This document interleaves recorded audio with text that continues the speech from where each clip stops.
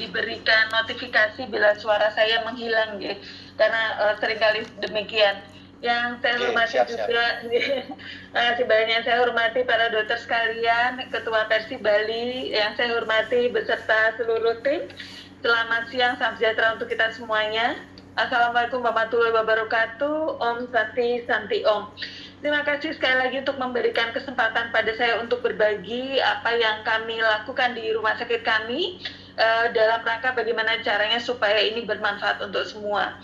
Jadwal yang disampaikan kepada saya sebenarnya berharapnya RCA dan FMIA kesana menjadi satu. Namun saya sampai hari ini masih belum memahami bagaimana caranya membuat jadi satu. Jadi izinkan saya untuk menampilkannya dalam 2 presentasi. Dan memang ini tidak mudah untuk memahaminya secara langsung dalam waktu yang sangat pendek. Namun mudah-mudahan bisa membantu teman-teman dan nanti bisa kita diskusikan lebih lanjut. Topik pertama yang ingin saya sampaikan berhubungan dengan RCA. Saya merasa bahwa kita sama nasibnya dia bekerja di mutu ini, kalau nggak menemukan sesuatu yang jelas manfaatnya akan lelah gitu rasanya. Oleh karenanya saya mengajak betul semuanya untuk boleh merasakan bahwa melakukan RCA ini seperti yang tadi Pak Dr. Aryati sudah sampaikan merupakan sebuah perubahan gitu dari yang tadinya persyaratan administrasi menjadi sebuah sumber informasi yang baik untuk kita semua. Saya berharap bahwa itu saya sampaikan bukan karena teori mengatakan demikian, tetapi saya menyampaikan hal tersebut karena betul-betul saya telah merasakan itu dan mudah-mudahan Civitas Hospitalia juga begitu. Mengapa hal ini penting? Karena inilah yang terjadi dengan kami dalam beberapa tahun terakhir. Sebanyak inilah kurang lebih Sentinel maupun KTD merah yang kami kelola di dalam perjalanan tahun. Sehingga kalau dilihat memang kalau nggak dapat pelajaran tertentu dari sini kok kayaknya kita merugi banyak ya. Apalagi pasien-pasien ini kan sudah meninggalkan dunia ini karena banyak hal yang bisa kita pelajari. Oleh karenanya inilah salah satu contoh ya, atau enggak satu sih, ada banyak hal yang kami pelajari dari Sentinel yang tadi saya sebutkan. Kami menjadi baru punya pertama kalinya di 2-3 tahun terakhir sistem pengelolaan transfusi masif contohnya. Yang panduannya selama ini nggak pernah dibuat dan kita lihat itu sistemnya benar-benar harus bergerak cepat dan seterusnya. Lalu kemudian kami jadi punya panduan kolaboratif untuk pemasangan CDL karena semua orang mengatakan terutama teman-teman dari IPD, anak, anestesi bedah saraf, pemasangan CDL itu aman. Kalau aman kenapa Sentinelnya berulang gitu kan? Artinya ada sesuatu yang sebenarnya perlu diperhatikan sehingga ini betul-betul menjadi panduan kolaboratif. Menyusul ke bawah sedikit ya, dari hal tersebut kami juga belajar bahwa ternyata ada perubahan kompetensi. Kolegium sendiri menjabarkan bahwa kompetensinya dijadikan satu antara pemasangan dan pelepasan CDL. Padahal ternyata data riset sudah mengatakan tantangan untuk menimbulkan kematian terbanyak ada di pelepasan CDL dibandingkan pemasangan. Oleh karenanya kami membuat regulasi informed consent-nya terpisah antara pemasangan dengan pelepasan karena masing-masing punya risiko sendiri-sendiri. Izinkan saya untuk tidak menjabarkan satu persatu, tapi ini beberapa produk hasil dari RCA, hasil dari pengelolaan Sentinel yang ada di rumah sakit kami. Mudah-mudahan teman-teman juga akan memiliki pengalaman seperti itu lebih banyak daripada yang kami miliki di sini. Nah, apakah RCA hanya terkait dengan insiden saja? Memang paling banyak kita sepertinya melakukan itu dalam kaitan untuk Sentinel atau insiden. Namun kita boleh bersepakat bahwa ini tidak. Saya akan membuktikan pada waktu pengolahan indikator, 2 hari ini saya melihat itu dan merasakan juga pada waktu menyusun akar masalah dari tercapai atau tidak tercapainya indikator, kita pakai RCA. Lalu kemudian ketika kita mau menyusun PDSA, di dalam metode fokus PDSA, ada 2 yang membutuhkan RCA. Jadi jelas sekali bahwa sebenarnya RCA bukan hanya identik dengan insiden. Ketika kita buat tabel risk register juga sama. Kita juga diminta untuk tahu akar masalah dan kemudian merencanakan kegiatan tertentu. Mau buat FMI yang nanti akan kita pelajari di topik kedua juga sama. Di dalamnya ada 5 why juga. Jadi artinya RCA itu betul-betul satu keterampilan yang akan kita gunakan untuk semua yang diminta oleh PMKP. Sehingga ini menjadi keterampilan basis mudah-mudahan untuk kita bisa menjalankan amanah terkait dengan akreditasi.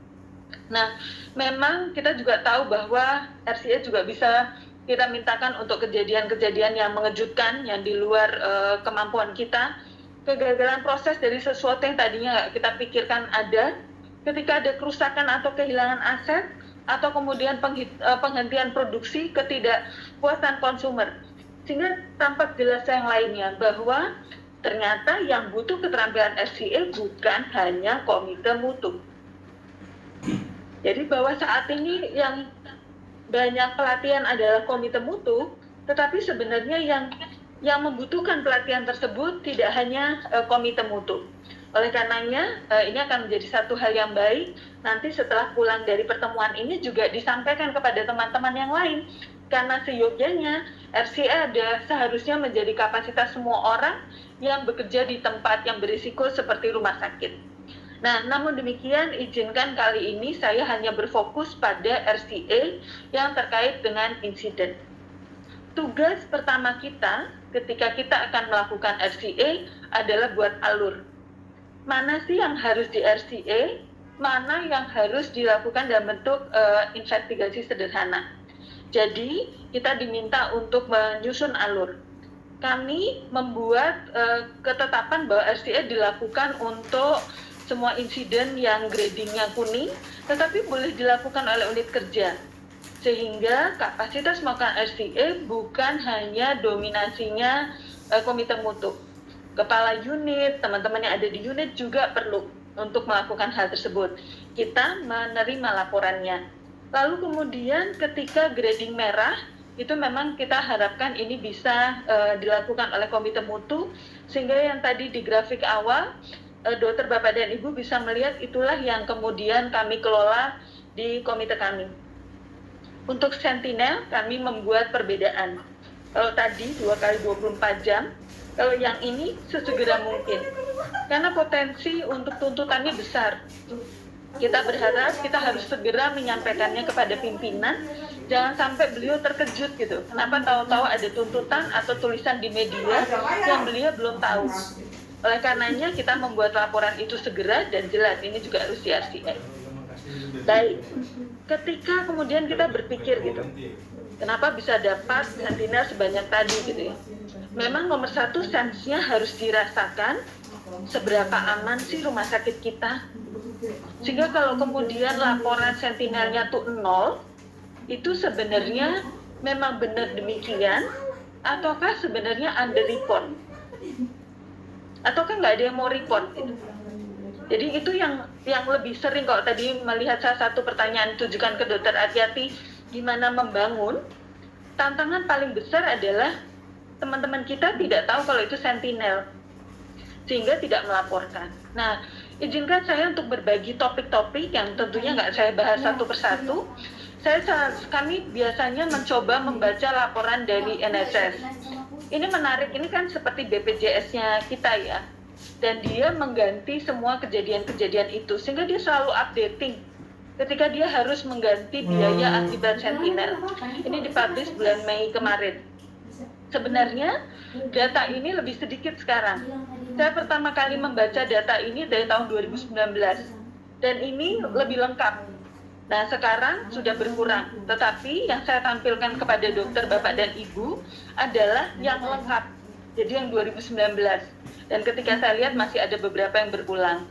Nah, inilah sebenarnya topik-topik yang bisa kita sampaikan kepada sejawat kita, bahwa ini adalah sentinel. Sehingga mereka bisa melaporkan. Nah, bisa saja kemudian dilakukan oleh mereka yang terlibat dalam perawatan pasien itu, atau bisa juga dilakukan oleh orang-orang yang ada di sekitarnya, sehingga semua orang bisa terlibat di sini. Dan pada saat ini kita bisa mengajak mereka untuk melakukan RCA. Jadi setelah kita tahu tentang kayak apa sih yang harusnya saya laporkan dan kejadian seperti apa yang perlu nanti di RCA, maka langkah pertama tentu melaporkan. Ini pun harus kita susun berarti ya, pakai formulir kah, pakai sistem elektronik kah, atau pakai apa, sehingga mereka nggak harus bingung cari-cari, pengen lapor tapi nggak tahu caranya tuh menjadi sebuah kendala. Nah, ketika laporan diterima, lalu tugas tim seperti yang tadi Dr. Aryati sampaikan, mulai menyusun. Inilah kurang lebih baku formulir yang berlaku di tempat kami. Jadi kita tulis insidennya, contohnya ini belum lama terjadi di tempat kami, jadi kami juga ingin berbagi pada teman-teman. Pasien anak mengalami ekstravasasi di tangannya saat operasi transplantasi hati. Dan mengapa ini disebut sentinel? Karena beresiko ekstravasasi itu menyebabkan nekrotik di ujung jari, sehingga kemudian akan beresiko dia mengalami kecacatan. Lalu kemudian setelah kita baca laporannya, kita jadi tahu nomor rekam medisnya, sehingga kita dapatkan rekam medisnya. Lalu kita lihat tuh di situ siapa aja yang merawat. Maka beliau-beliau itulah yang nanti akan kita undang untuk menjelaskan kepada kita kronologisnya seperti apa. Selanjutnya kita perlu buat tim. Tadi Dr. Aryati sudah sampaikan. Mudah-mudahan setelah ini kita boleh menempatkan diri kita bahwa kita seorang ahli dalam metode RCA untuk sentinel. Lalu kemudian kita ajak juga kira-kira siapa yang punya keilmuan untuk topik yang sedang kita bicarakan. Sebagai contoh bisa saja ketua tim transplant diundang ke sini. Lalu dari manajemen, di tempat kami biasanya kami bersama-sama dengan para komite medis, komite keperawatan, komite tenaga kesehatan lain dan seterusnya. Tergantung konteksnya termasuk Komkordi. Alasannya apa? Dalam perjalanan kami karena mencegah jangan sampai beliau yang terlibat tuh diundang berkali-kali. Itu pernah kami alami dulu. Di komite medis diundang, habis itu ngomong di komite mutu. Ini kan menceritakan peristiwa yang nggak menyenangkan ya. Kalau dilakukan berulang-ulang tuh ya lumayan berat gitu rasanya. Oleh karenanya, maka kita mengajak sekalian manajemen, mengajak juga klinisi dalam hal ini bidang pelayanan keperawatan, bidang pelayanan medis dan sebagainya untuk juga terlibat, dan unit kerja di mana beliau bekerja. Karena bisa jadi teman-teman misalnya kejadian di IGD, maka teman-teman di IGD akan bisa menceritakan, betul dok, pada hari itu memang jumlah pasien kita overcrowded, sehingga proses pemantauan nggak bisa kita lakukan dengan baik. Nah itu contohnya ketika unit kerja juga dilibatkan dan bisa memberikan informasi. Lalu tuliskan tanggal pelaporannya, yaitu tanggal di mana kejadian tersebut disadari dan kemudian dilaporkan. Nah mulai dari titik inilah 45 hari itu berlaku. Jadi semenjak kita tulis tanggal itu maka udah tik terus gitu ya. Semakin kita sering tidak ada waktu maka semakin habis waktu untuk tindak lanjut. Jadi kalau 45 hari itu di pemahaman kami yang diajarkan oleh para konsultan, sebisa mungkin 45 hari itu sudah dengan tindak lanjutnya. Karena apa? 1,5 bulan tuh lama. Nanti keburu kejadian lagi. Seharusnya kita bisa lebih cepat. Nah, yang paling sering membuat lama adalah masalah-masalah yang tadi. Saya paham di beberapa rumah sakit akhirnya memutuskan untuk nunggu SK. Nah, SK itu bisa lama. Akhirnya kita kehilangan momen, dan nanti saya menceritakan juga alasan kenapa harus cepat. Langkah berikutnya yang harus kita lakukan setelah tim udah terbentuk, kita mencoba mengumpulkan data dan informasi. Ini formulirnya, nanti tempat menulis. Kita bisa melakukannya dalam bentuk data observasi. Misalnya kejadiannya pasien meninggal di toilet IGD. Maka tim kami berangkat ke sana dan menuliskan apapun yang dilihat tentang toilet tersebut. Bisa juga kita menggunakan data kronologis dari wawancara, penelusuran rekam medis, bisa juga dokumen-dokumen regulasi seperti SPO. Jadi kita cari betul apapun yang sesuai dengan itu, karena nanti kita harus seperti punya pembanding antara yang dilakukan oleh teman-teman pada saat itu dengan yang kita punya. SPO-nya bilang apa? Apakah ada gap atau tidak terkait hal tersebut? Nah, ini sebagai contoh penulisannya ya. Jadi kita tuliskan tanggal mulai datang sampai terus kemudian sesuatu terjadi gitu sampai pasien akhirnya meninggal. Jadi kita tuliskan semuanya satu demi satu di langkah 3. Kalau ini sesuatu yang asalnya dari wawancara, biasanya kami menuliskan dengan nokta seperti ini untuk membedakan mana yang dari rekam medis dan mana yang dari sumber lainnya. Selanjutnya, kita memetakan kronologi kejadian. hampir mirip dengan yang tadi, yang di depan, tetapi ini bentuknya lebih seperti alur. Jadi kita tuliskan mulai dari pasien datang tadi, tanggal 27 something, jam sekian, pasien datang ke triage, lalu kemudian selama proses perawatan kita gambarkan. Nah, kalau pasien dirawat 7 hari bukan berarti harus terus gitu ya, ditulis 7 hari. Kita bisa menuliskan sama antara jam berapa sampai jam berapa, lalu kemudian perubahannya jam berapa. Jadi dituliskan semua kronologisnya. Dan kemudian sampai akhirnya kejadian ketika pasien itu meninggal, kita ceritakan semuanya di sana. Setelah memetakan kronologi kejadian, kita mencoba untuk mengidentifikasi care management problems. Apa yang disebut dengan care management problems? Ini yang dimaksud. Tadi saya juga sempat menyebutkan kan, kalau kita punya SPO-nya, punya kebijakan, maka itulah yang ditulis di seharusnya. Jadi kita pindahkan kronologis tadi satu persatu ke kenyataan, lalu kemudian seharusnya seperti apa. Bila teman-teman kita melakukan sesuai, kita tulis tidak ada gap. Kalau ada gap, sebutkan gapnya itu apa. Sehingga kita akan berfokus pada gap ini nih. Gap ini nanti akan kita gali banyak-banyak gitu ya. Ini memang yang disebut timeline grid. Jadi betul-betul kita melihat satu-satu gitu. Sementara kalau yang tadi di atas itu lebih kepada pendekatan kronologis. Tapi apapun itu tujuannya memang untuk mencari gap. Ini contoh nih, contoh saja yang kami pernah buat tanggal 12 November. Memang kesesuaiannya harusnya dilakukan demikian, jadi kita tulis tidak ada gap. Tanggal yang ini juga tidak ada gap. Mari saya tampilkan contoh yang ada gapnya. Ketika seperti ini ya, bahwa pasien kelihatannya baik-baik pada saat itu, tapi pada proses pembicaraan kronologis terlihat bahwa ada gap. Ketika yang meresepkan alat tersebut adalah dokter yang merawat pasien, bukan yang akan melakukan tindakan. Lalu kemudian masalah response time peresepan yang harusnya bisa cepat, tapi ini berlangsung berlarut-larut. Itu contoh-contoh yang kita lihat di dalam gap-nya. Di gap inilah kita bisa lihat penyebab langsung kematian, tetapi juga ada yang sebenarnya tidak langsung, tetapi berkontribusi. Untuk kasus ini sebenarnya sangat jelas penyebab kematiannya adalah delay treatment. Kenapa delay? Karena CVC-nya tidak segera dipasang.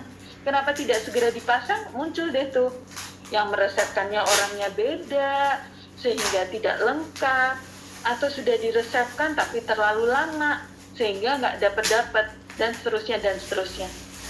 Ya, jadi kita mendapatkan sebab langsung terkait kematiannya, tetapi kita juga bisa mendapatkan gambaran apa yang menyebabkan mereka demikian.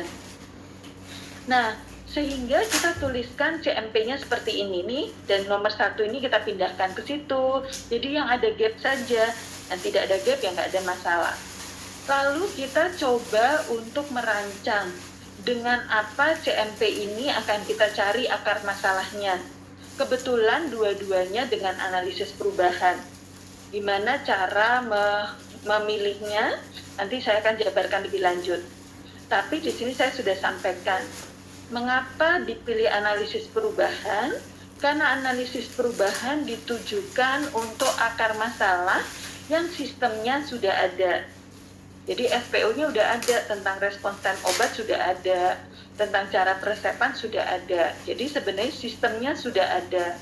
Tapi kemudian terjadi perubahan dan terjadi dampak dari perubahan tersebut. Maka kita pilih analisis perubahan. Baik, tadi kita sudah sepakat bahwa kita mau menentukan metode apa untuk mencari akar masalahnya. Nah, izinkan saya untuk berbagi metode apa saja yang bisa dokter dan Bapak Ibu pilih. Yang pertama, yang paling sederhana adalah 5 whys. Ini bisa menjadi kapasitas semua kita, karena ini paling basic. Mau pakai Fishbone atau Ishikawa juga pakai 5 whys. Jadi ini benar-benar menjadi kapasitas yang paling basic, dasar untuk teknik yang lain. Dia bisa mencari akar masalah secara mendalam. Tapi masalahnya kadang-kadang tidak sampai 5 akar. Kenapa disebut 5? Karena berharap kita nggak segera puas. Saya berbagi ya, saya pernah mendapatkan temuan survei gara-gara ini. Cukup 1 kali gitu misalnya, mengapa tidak dilakukan tindakan itu? Dijawabnya karena lupa. Kenapa lupa? Karena sudah lama tidak pelatihan, terus berhenti. Dan saya merasa udah tau lah nanti jawabannya tuh pelatihan gitu. Padahal kan enggak, belum tentu. Cari lagi masih bisa ditanya why kan, kenapa kok pelatihannya tidak diselenggarakan. Siapa tahu fasilitatornya sudah nggak ada. Siapa tahu itu nggak jadi prioritas. Jadi bukan menyelenggarakan pelatihan jawabannya. Untuk bersurat, mengadvokasi supaya pelatihan itu diadakan kembali. Itu meskipun ujungnya mirip, tetapi sebenarnya akar masalahnya berbeda. Jadi sekali lagi, 5 why memang penting. Ini contoh ya. Proses penyiapan obat yang tadi kurang lebih berjarak lebih dari 4 jam. Kenapa? Karena di rumah sakit kami untuk peresepan ini butuh persetujuan. Dan ini lambat. Kenapa lambat? Karena untuk persetujuan si MOD ini butuh persetujuan lain. Kenapa lambat sih Dokter Eman? Karena dia nggak standby 24 jam. Kenapa nggak standby? Karena belum ada yang regulasi yang meminta dia untuk standby 24 jam. Kenapa? Karena dirasakan nggak perlu dia standby 24 jam. Kenapa nggak perlu? Karena ya ini, nggak pernah menyadari bahwa tugas Eman itu sebenarnya bisa dibutuhkan kapanpun. Jadi tanya terus why. Dan nanti kita mencoba menyelesaikannya berdasarkan akar masalahnya. Itu contoh 5 why. Sekarang kita maju ke metode yang kedua, analisis perubahan. Seperti yang tadi saya sudah berikan clue-nya di atas. Dia ditujukan untuk mencari akar masalah terhadap sesuatu yang seharusnya sudah didesain. Seperti tadi udah ada SPO-nya. Jadi harusnya akan berjalan bagus gitu, tapi kok nggak bagus. Nah itu pakai analisis perubahan. Repotnya kadang-kadang kan kita nggak hafal semua SPO ya, jadi nggak tahu bedanya antara sudah ada atau belum ada. Apalagi kalau kita sangat sering hidup dalam dunia kebiasaan. Buktinya apa? Kalau ditanya bagaimana Mbak melakukan pengecekan terkait dengan obat sudah diberikan atau belum, lalu teman kita dengan cepat menjawab, biasanya saya itu. Nah yang biasanya itu tuh suka ambigu antara memang sudah ada SPO-nya atau turun-temurun gitu, warisan turun-temurun. Nah ini jadinya juga bisa membantu kita untuk melihat apakah SPO-nya udah ada atau belum. Gimana caranya? Kita tuliskan prosedur yang seharusnya. Misalnya ini, dokter yang meresepkan adalah dokter yang akan melakukan tindakan. Prosedur yang dilakukan saat insiden dilakukannya oleh dokter bedah umum. Ini akar masalahnya itu sebenarnya anak ini, si dokter PPDS bedah umum ini baik hati banget. Dia pengennya nanti teman-teman bedah vaskular tuh kalau datang udah tinggal dipasang, jadi dia meresepkan. Tapi ternyata hal itu berdampak karena alatnya tidak lengkap. Nah, ketika berikutnya ditanya apa ada bukti perubahan tersebut, ada, yaitu peresepan. Nama dokternya kan jelas siapa. Lalu kemudian apa yang diakibatkan? Ya, jadi ada dampaknya ada, yaitu alatnya nggak lengkap, perlu peresepan ulang sehingga lama delay treatment buat pasien. Pasien padahal udah segera butuh cairan dan sebagainya. Jadi ini contoh bentuk analisis perubahan. Sekali lagi dasarnya adalah karena sudah punya regulasi yang mengatur bagaimana seharusnya kita berperilaku. Analisis yang lain adalah analisis penghalang. Ini niatnya adalah bahwa ketika kita bekerja, itu kita tidak pernah benar-benar sendiri.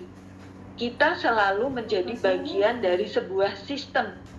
Jadi kalau saya lupa, bisa saja Dokter Oke mengingatkan saya, atau perawat saya mengingatkan saya, karena selalu ada begitu. Salah resep pun ada teman-teman farmasi yang akan mengingatkan saya.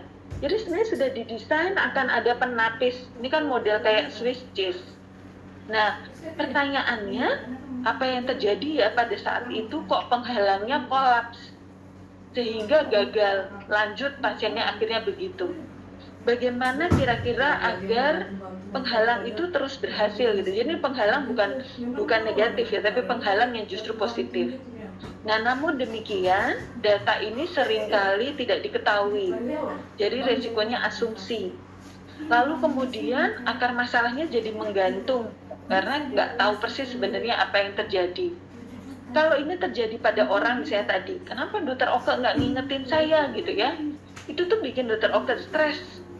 Karena kesannya jadi direct, tidak ditujukan pada kesalahannya dokter Oke. Padahal belum tentu gitu kan. Jadi rasanya lebih seperti beresiko untuk blaming. Tapi bukan berarti buruk, ini bagus juga. Mengapa bagus? Karena dia akan memotret semua sistem. Ini kebetulan penghalangnya manusia gitu kan ya. Tapi nanti kalau dalam kejadian lain, bisa penghalangnya itu administrasi.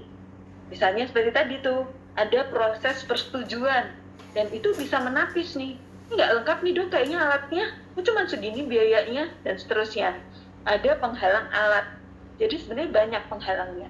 Nah ini kejadian yang ada, tindakannya terlambat, karena si dokter bedah vaskular tadi, yang sudah ditunggu-tunggu, tidak tahu kalau alatnya sudah lengkap. Sehingga dia bisa segera memasang. Dia nggak ada yang manggil, karena dia kan nggak meresepkan, dia juga nggak nunggu. Penghalang manusianya adalah yang pertama, karena harusnya dokter yang melakukan tindakan menyiapkan sendiri. Sehingga ketika alatnya datang, atau setidaknya dia, ini kok aku resepin nggak datang-datang ya gitu, dia akan lebih eager. Nah, penghalangnya pada saat itu tidak berfungsi. Kenapa? Ya karena memang dia tidak menyiapkan sendiri, dia dibantu oleh yang lain. Dan apa yang kemudian dampaknya. Jadi ini contoh ketika kita menggunakan analisis penghalang. Sekali lagi, dokter bapak dan ibu boleh memilih mana yang kira-kira akan lebih tepat. Bentukan yang terakhir atau metode terakhir adalah Ishikawa. Ini biasanya ditujukan untuk yang multifaktor. Kami tidak banyak sebenarnya punya pengalaman ini, terutama pada waktu kemarin tuh yang gas medis habis.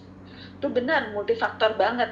Bisa dari penyalurnya, bisa dari kitanya, dan seterusnya. Jadi ada internal, ada eksternal. Izinkan saya memberi contoh saja. Ini juga cuma 2 durinya, tapi sebenarnya banyak banget. Contohnya pasien meninggal di ruang tunggu. Kok kayaknya biasa banget ya, tapi kok di kami ini sentinel, karena sudah ada di lingkungan rumah sakit. Kenapa ada tim code blue? Tujuan utamanya nggak boleh ada yang arrest di rumah sakit, bukan menolong orang yang mau arrest. Tugasnya tim code blue adalah mencegah arrest. Sehingga ini adalah bagian dari kenapa kok kita nggak bisa menolong gitu. Nah kita bisa lihat di area masuk, kan kita taunya kadang-kadang Ishikawa cuma money method gitu ya. Kami boleh belajar bahwa itu nggak harus. Ishikawa bisa digunakan dengan input, proses maupun outcome. Bisa juga digunakan dari alur pasien. Nah, ini kami menggunakan pendekatan alur pasien. Di area masuk ada apa nih? Jumlah pasiennya banyak, sehingga screening by watch-nya nggak bisa kita lakukan dengan tajam. Lalu kemudian sebenarnya kami di RSCM itu punya sistem screening yang dilakukan sebelum pasien itu datang. Jadi kalau dia sakit kita bisa tahu. Tapi ya itulah ya, edukasinya kan masif. Lalu kemudian pada waktu itu kami sangat fokusnya hanya pada screening pandemi, suhu sama batuk pilek. Yang pucat begini, udah lemes banget malah nggak dilihat. Karena fokusnya pada screening pandemi. Atau yang lainnya, pada waktu pengkajian awal rawat, keperawatan nggak menangkap ada tanda bahaya pada pasien. Kenapa? Mungkin buru-buru yang kemudian akar masalahnya adalah jumlah pasien yang sangat banyak. Lalu kemudian harusnya ditambah dong ya jumlah perawatnya. Tapi kita tahu bahwa merekrut SDM tidak sederhana. Dokter, Bapak, dan Ibu, yang saya tampilkan ini yang sudah akarnya nggih. Kalau sebenarnya sih ya kita lebih lagi seperti tadi saya bilang nih, kurang jumlah tenaga gitu kan. Tapi kita tanya lagi kenapa hingga keluar masalah kebijakan Kemkes ini. Lalu kemudian nggak ada prioritas waktu untuk melakukan screening by watch untuk melihat kalau ada pasien-pasien yang dalam kondisi darurat. Ini contoh saja ya, jadi kompleks gitu untuk kita lakukan. Tapi kita semua bisa membayangkan ya, kenapa Ishikawa ini tidak mudah. Yang jelas memang waktu untuk membuatnya lebih lama. Dan sangat tergantung pada berpikir kritis atau enggak. Kalau Dr. Oka bisa nih ngerjain. Tapi kalau saya yang lurus-lurus aja bisa jadi saya nggak dapet tuh. Atau minim banget tuh, Ishikawanya tuh ikan kurus gitu. Nggak dapet banyak. Kalau Dr. Oka bisa jadi ikan bandeng yang banyak banget. Nah, bagaimana menyikapi atau mengurangi masalah yang terkait dengan perbedaan kapasitas seperti tadi saya contohkan Dr. Oka dengan saya. Bisa jadi ini, kita ditantang untuk menggali. Secara teknis ada gagal sistem, ada desain yang buruk, dan sebagainya. Jadi kita pakai patokan ini. Ataukah masalah organisasi. Jadi kita melihat kira-kira ada prosedur apa aja nih, mengurangi saya yang nggak kritis gitu. Sehingga bisa kayak bandeng juga gitu, Ishikawanya. Atau masalah SDM juga banyak. Nanti monggo untuk dibaca versi bahasa Inggrisnya. Saya sudah menitipkan pada panitia untuk memberikannya tidak usah dalam PDF, supaya teman-teman bisa membaca lebih detail dan membagikannya buat semua ya. Nanti kalau kembali ke rumah sakit, karena sekali lagi RCA kemampuan semua orang. Nah, saya mau berbagi dari sejumlah sentinel yang tadi saya sebutkan terjadi di rumah sakit kami. Ternyata akar masalahnya tuh ini loh. Jadi kadang-kadang begitu sederhana gitu ya, tapi itu terjadi terus. Jadi artinya memang SPO tidak lengkap, itu sangat wajar. Dan message yang penting lain dari kumpulan akar masalah ini adalah mana coba yang terkaitkan masalah orang. Nggak ada. Lebih banyak terjadi karena kekurangannya sistem. Kepatuhan melaksanakan prosedur misalnya mungkin bisa dikaitkan kayak individu, tapi enggak.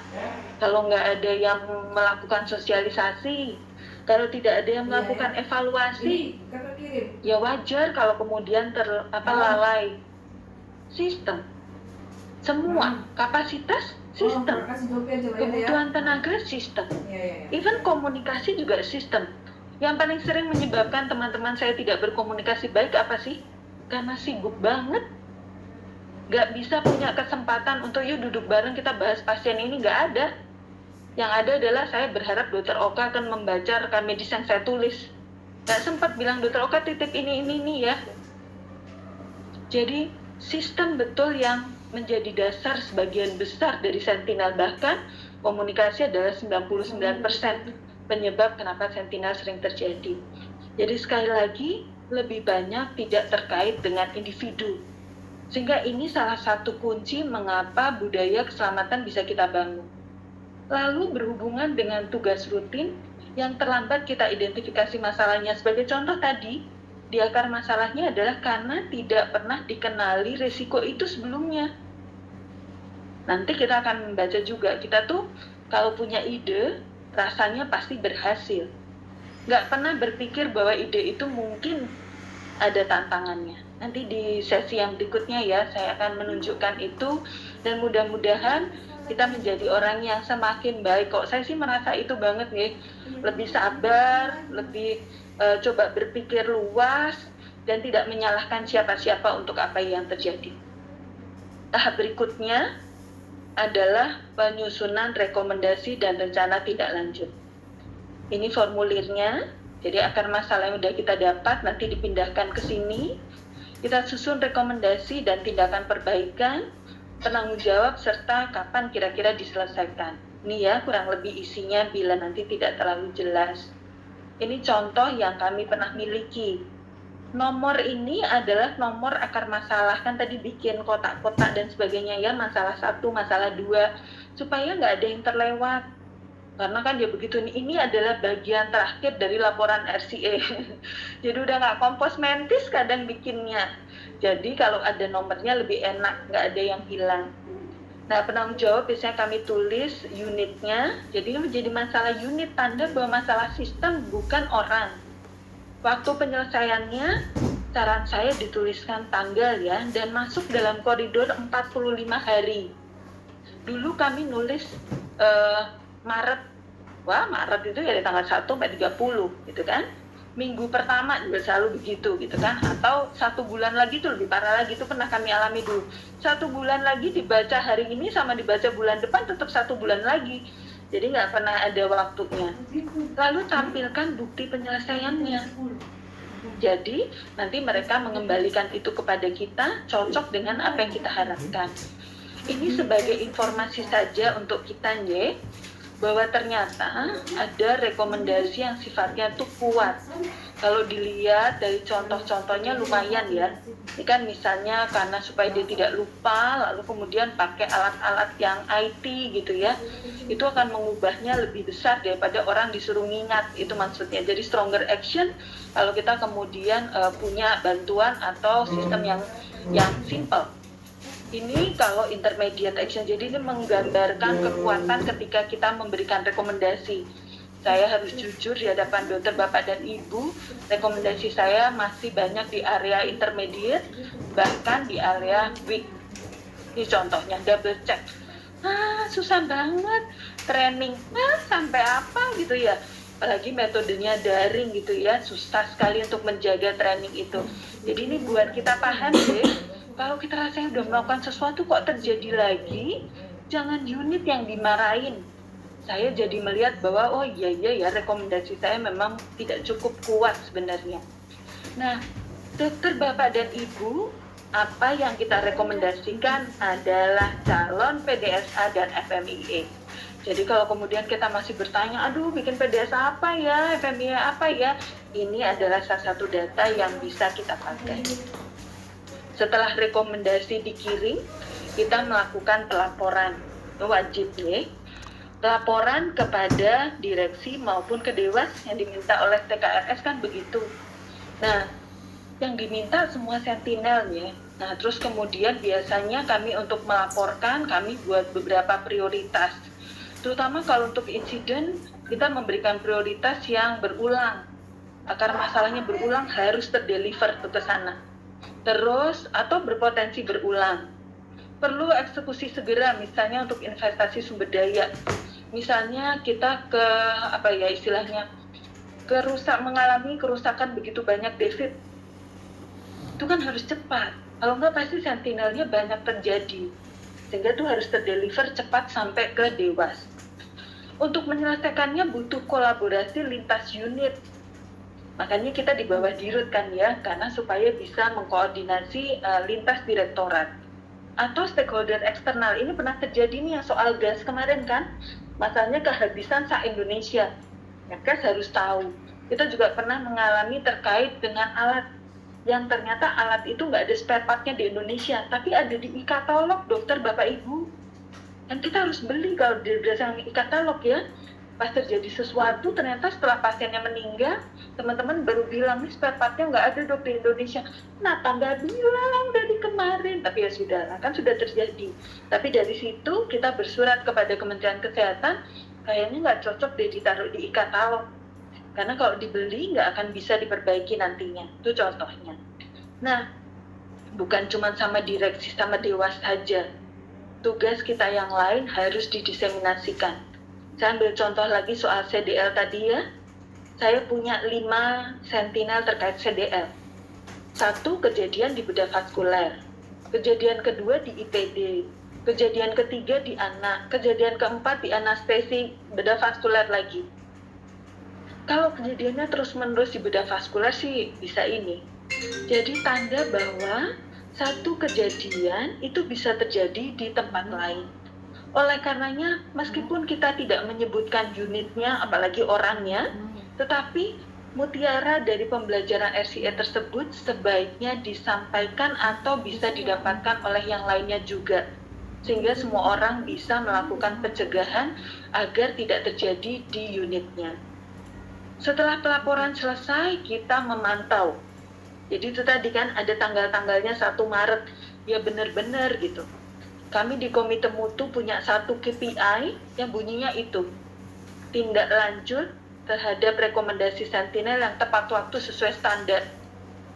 Itu KPI kami, padahal kerjaannya orang lain dan sangat tergantung pada orang lain. Tapi kalau nggak gitu gimana caranya? Nanti hanya menjadi sebuah surat yang nggak akan pernah ditindaklanjuti.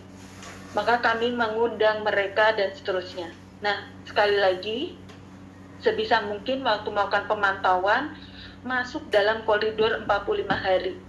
Karena kita berharap pada upaya pencegahan. Pengalaman kami, dokter, bapak, dan ibu, bukan karena teman-teman kita nggak mau merespons rekomendasi kita. Ternyata yang terjadi karena mereka nggak paham. Sebagai contoh, pada waktu kita melakukan RCA, kita nggak mengundang teman-teman yang mengelola fasilitas medis. Yang diundang yang klinis aja kan? Tapi tahu-tahu rekomendasi keluar buat dia. Dia nggak paham nih konteksnya. Alat yang dibicarakan aja dia nggak paham. Oleh karenanya perlu dipastikan ketika kita menulis penanggung jawab, mereka tahu apa yang dimaksud. Dan kemudian memang pelaksanaannya akan tepat. Misalnya tadi kan di kolom keterangan atau buktinya kita tuliskan, kita berharapnya bentuknya sosialisasi. Maka kita berharap mereka melakukan sosialisasi itu. Sehingga ketika nanti dilaksanakan, buktinya ada. Di dalam proses akreditasi yang pernah kami jalani, kami harus membuat daftar sentinel. Udah deh tuh survei tinggal cap cip cup mau milih yang mana. Kepilih satu, udah dilihat semuanya. RCA-nya mana, pembelajarannya dapat apa, bukti tindak lanjutnya mana. Bukti itu kita dapat dari mereka yang mendapatkan rekomendasi kita. Tantangan yang saya hadapi, ada sih tindakan yang sifatnya sewaktu ya. Sebagian besar teman-teman saya begitu. Suruh apa? Suruh ngingetin PPDS jaga. Langsung dibikin acara. Tapi kalau ngomong pencegahan kan nggak bisa begitu ya. Itu harus rutin beliau lakukan setiap kali ada perubahan tim jaga. Tapi kita nulisnya kan tanggal itu tuh. Sehingga itu yang perlu senantiasa kita ingatkan kepada teman-teman supaya tidak hanya fokus pada kayak ada api matiin gitu. Yang kita mau adalah pencegahan api, bukan api matiin. Nah, ini pengalaman kami yang mudah-mudahan dokter, bapak, dan ibu nggak harus mengalaminya karena nggak baik. Yang pertama, kami salah ngundang. Yang nggak terlibat tapi kita undang. Atau kurang mengundang. Kalau kurang mengundang, maka terima kasih untuk informasinya. Nanti berarti kita akan lanjutkan RCA berikutnya. Kedua, diwakilkan. Ini nggak boleh. Sebisa mungkin tidak. Karena dampaknya adalah nggak tahu apa yang sebenarnya terjadi. Terus, kalau ini sesuatu yang berulang, kita bisa menggunakan data yang sebelumnya untuk memastikan apakah terjadi lagi atau enggak di situ. Jadi kan dulu kita udah pernah nih kayak CDL tadi, penyebabnya A, B, C, D. Si A, B, C, D itu perlu kita tanyakan untuk kejadian CDL yang kedua. Itu yang namanya reagregasi. Jadi nggak dari nol semuanya. Kita pastikan mana yang berulang terus. Tidak lanjut melebihi waktu ya. Ini sering makanya KPI kami nggak pernah 100% untuk itu. Karena tergantung pihak lain. Kedewasaan organisasi dianggap tindak lanjut itu sebuah kejadian yang insidental seperti tadi sudah saya jabarkan. Salah menunjuk PIC karena kita nggak saling kenal tupoksinya kan. Saya pikir nih kerjaannya Yanmet, taunya itu bukan Yanmet gitu misalnya. Jadi memang ini sarana juga untuk kita saling mengenal, tidak didiseminasikan seperti yang tadi saya sudah contohkan. Jadi dokter, bapak, dan ibu, RCA memang ditujukan untuk menyelesaikan masalah dan semua itu didasarkan dari akar masalah. Tujuannya yang terbesar adalah untuk pembelajaran. Jadi bunyinya adalah reporting and learning. Nggak ada reporting and punishing. Nggak ada reporting and blaming. Reporting and learning. Jadi kalau kita melakukan ini, mudah-mudahan teman-teman akan belajar. Nah, kapan dilakukan? Sebisa mungkin segera. Karena kalau enggak hafal. Itu udah sering tuh saya lakukan. Terjadi teman-teman bilang, aduh itu kan kejadian udah lama ya dok ya. Saya juga nggak terlalu ingat tuh dok. Mungkin kira-kira begitu ya dok gitu. Gara-gara terlalu lama untuk melakukannya. Dan seperti yang tadi saya sampaikan, kalau diwakilkan, akhirnya punya spekulasi sendiri gitu. Semuanya rekaan. Saya seringkali tuh harus memastikan, kan mereka sering menceritakan itu ya. IGD-nya sedang penuh sesak, Dok. Saya harus betul-betul menanyakan pada waktu kejadian itu benar-benar sedang penuh sesak. Data pasiennya berapa ya, Kak? Ternyata enggak. Jadi jangan bawakan situasi yang tidak real pada waktu kita membahas RCA. Betul-betul harus yang real yang terjadi pada kita. Kalau menurut JCI, acuan kami yang dulu, 21 langkah. Wah, ini bisa 2 tahun kali kita ya belajar bareng-bareng. Saya sih senang aja ketemu teman-teman semua. Tapi kita bersyukur kita sudah diberikan arahan untuk mengikuti 8 langkah seperti yang tadi saya sudah uraikan satu persatu. Sekali lagi, mohon maaf kalau kemudian tidak memberikan kesempatan banyak untuk teman-teman lagi, tapi coba melalui diskusi kita. Saya mengutip apa yang disampaikan Prof. Utari ya, guru kita di Mutu dan Keselamatan menurut saya sangat luar biasa. Benar bahwa manusia memang sumbernya kesalahan, tapi belajar dari kesalahan dan kegagalan justru membuat kita makin dewasa. Semakin banyak kita melakukan RCA, bukan cuma keterampilan RCA saja yang kita dapat. Mudah-mudahan produk yang tadi pun juga bisa kita dapat. Belajar dari pengalaman orang lain, jadi nggak harus kejadian sendiri, itu juga baik. Oleh karenanya dihimbau sekali untuk melaporkan keselamatan pasien kan ya, insiden ke Kemkes, karena untuk bisa dipakai belajar yang lain. Jadi sekali lagi betul kita rentan buat kesalahan, tapi kita adalah sumber solusi juga. Terima kasih banyak untuk perhatiannya di sesi RCA ini. Mungkin kita bisa diskusi lebih lanjut saat ini. Saya kembalikan Dr. Oka. Terima kasih Dr. Hervita. Panggilannya Hervita apa Diantri, Dok? Saya Sita, Dokter. Sita, ya. Sita saja. Terima kasih Dr. Sita. Ya. Luar biasa, senang sekali dengan pemahaman-pemahamannya. Jadi tadi Dr. Arjati pembelajaran, kemudian di sini metodenya diberikan sehingga bisa diaplikasikan sehari-hari. Dan juga tadi tidak hanya untuk akreditasi saja, tidak hanya untuk mutu saja, tapi untuk semua aspek di rumah sakit sangat berguna. Jadi semakin banyak orang yang bisa melakukan, semakin banyak kita bisa belajar dan meningkatkan pelayanan kita ke pasien. Silakan kita mulai diskusi dari teman panitia, bisa ditampilkan. Kita mulai dong. Monggo Dr. Oka.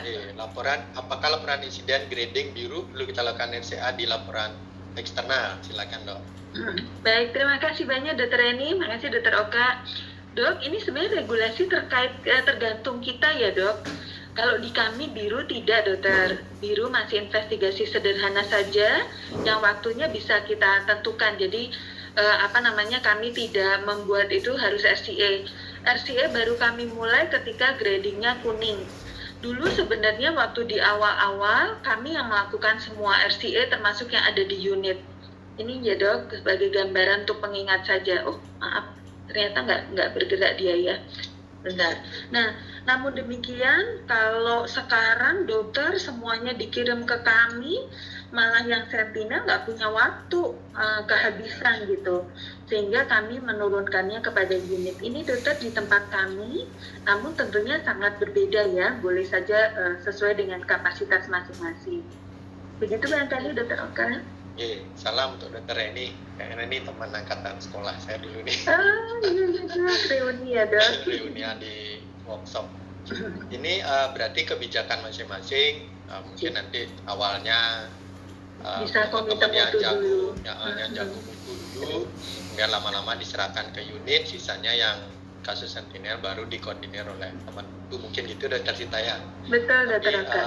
Sebanyak mungkin pembelajaran RCA-nya jangan cuma karena akreditasi, tapi sebanyak mungkin kasus-kasus yang diangkat gitu, sehingga kita tambah terampil. Berikutnya ada tersita dari RSUP Rifai untuk insiden KTD alergi pada pasien tidak diketahui, yang tadi sudah dijelaskan Dr. Arjati. Atau KTD efek obat masuk grading warna apa? Apakah masih perlu dilakukan RCA? Silakan Dok. Baik, matur nuwun Dr. Oka. Ini sebenarnya memang seringkali jadi perdebatan ya terkait efek samping obatnya, alergi obat. Jadi kalau kita memang sudah mengetahui, intinya sebenarnya kita sangat menyerahkan pada grading ya dokter. Apakah kira-kira itu sering terjadi? Itu kan mempengaruhi juga, bukan hanya masalah severity-nya. seberapa besar dampaknya untuk pasien, tapi frekuensi juga bermain ya dok ya, kemampuan kontrol juga bermain. Saya menduga kalau alergi, mohon maaf ya dok, nggak tahu akar masalahnya, tapi mungkin berhubungan dengan saya yang tidak melakukan assessment alergi pada pasien. Nah sehingga kalau seperti itu, controllability-nya sebenarnya bisa lebih tinggi. Akibatnya saya menduga ini bisa jadi gradingnya tidak merah ya dokter gitu. Namun kalau memang ini sesuatu yang berat sampai pasien mengalami gangguan pernafasan dan sebagainya, maka ini bisa dokter untuk dilakukan RCA ya. Tergantung severity dan sebagainya dok, tetap dilakukan grading ya dok. Berarti kita lihat kondisinya gitu ya. Semakin Betul, banyak dokter. data, semakin banyak pola yang ditemukan, semakin terampil kita menemukan ini kira-kira yang kita RCA, yang lain mungkin bisa diinvestigasi saja.